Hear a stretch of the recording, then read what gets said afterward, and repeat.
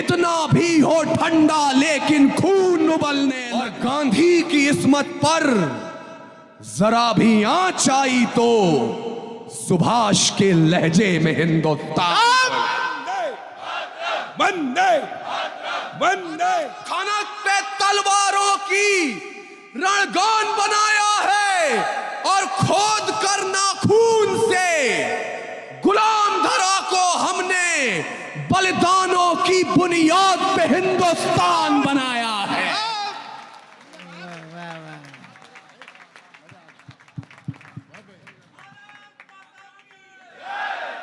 हमारे जय श्री राम।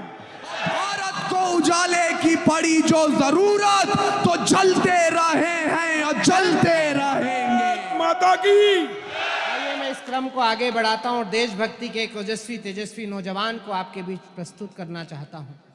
उसकी तारीफ मैंने बड़ी सुनी है, अभी एक दो जगह मैंने उसका नाम रिकमेंड किया तो उधर से पलटकर फोन आया कि उसने बहुत अच्छा काव्य पाठ किया। मैंने मामा को और आदरणीय संजय भाई को, संदीप भाई को फोन करके इस बात के लिए बधाई दी कि आपने टीम में अपूर्व विक्रम शाह का जो चयन किया है। एक एक कवि को ये लोग साल भर सुनते हैं यूट्यूब पे, चैनल पे, और फिर उसका चयन करते हैं और उसको यहाँ तक बुलाते हैं। लेकिन मैं अपूर्व विक्रम शाह को आपके बीच इसलिए बुला रहा हूँ मित्रों, क्योंकि ये हृदय नगरी हरदा है। यहाँ से बड़े आंदोलन खड़े हुए हैं। ये माणिक वर्मा जी की नगरी है। इसी नगर में आकर कविवर जगदीश सोलंकी ने कहा कि हमने ऐसा जगाया है चेतन यहाँ, हमको शाही सलाके झुका ना सकी, हमने शोलों पे सैया सजाई सदा, हमको वक्त की ज्वाला जला ना सकी, हम शहीदों के कुनबे में पैदा हुए, हमको अर्थी की भाषा रुला ना सकी, और अपना दीपक लहू से जला है सदा, जिसको आंधी भी चाहकर बुझा ना सकी।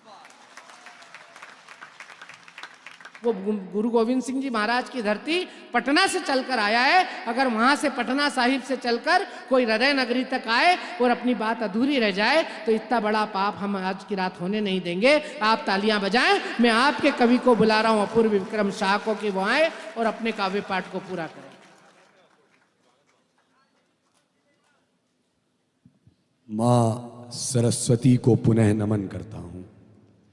यकीन मानिए मैं पहली बार हरदा आया हूं और जब आतिशबाजी होने लगी तो मुझे लगा कि काव्य धारा अब यहां पर रुक जाएगी, लेकिन जिस तरह से आदरणीय आपने अपना ओजस्वी वक्तव्य दिया, आपने इस बात को यहां सिद्ध कर दिया है कि जिस मध्य प्रदेश में नर्मदा की धारा बहती है वहां सरस्वती की धारा रुक नहीं सकती। वाह! मैं 4 पंक्तियों से आपका और अपना इम्तिहान ले रहा हूं कि आप उसी मानसिकता में हैं या कहीं और पहुंच गए हैं। रक्त आंख में चढ़कर बोला तो केसरिया परिधान बोलेगा।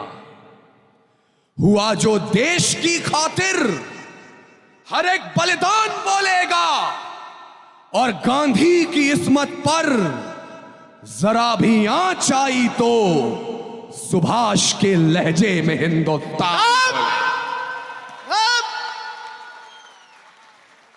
मुझे शुरू कर दीजिएगा।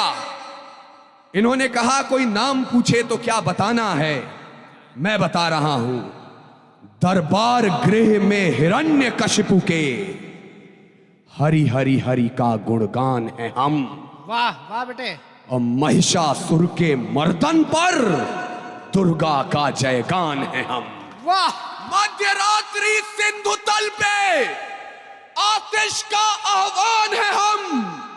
रक्त रचा मदभक्त बनी शमशीरों का उत्थान है हम। पुरखों का तब तेज हमी, रणवीरों का बलिदान है हम।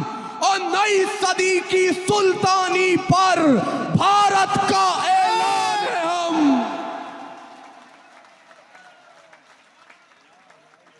नई सदी की सुल्तानी पर भारत का ऐलान है हम। सनातन धर्म वालों, बेताब तटों की प्यास बुझाते दरियाओं से रौफ हमी। अंधकार के राजमहल में सूरज का है खौफ हमी।